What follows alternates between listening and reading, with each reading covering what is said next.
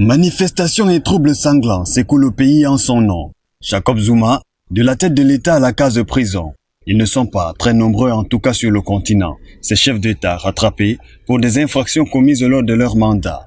Condamnation conforme à la Constitution, l'on peut répondre par l'affirmatif à cette question, mais beaucoup y voient plus une décision politique que légale.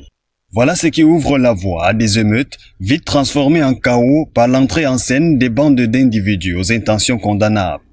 Au débois judiciaire pour un scandale de pots de vin, s'ajoutent de manière très opportune les pillages des magasins, vols, assassinats. C'est l'Afrique du Sud qui souffre. De nouveau tristement en spectacle. Les étrangers font les frais pour un bras de fer entre les disciples d'un même bord aux couleurs de l'ANC.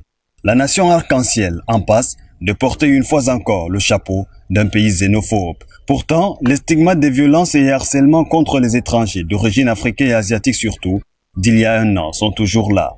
Autant l'on s'interroge sur les véritables raisons pouvant motiver le refus de passer devant une commission que l'on a pourtant créée pour lutter contre la corruption, autant la justice, comme norme, ne devrait-elle pas prendre en compte le contexte. Une condamnation, s'il le fallait absolument symbolique par exemple, mais qui peut aussi être sévère, sous d'autres cieux néanmoins, pour ne pas dire dans les démocraties mieux avancées que celles des pays africains, les cas sont légion.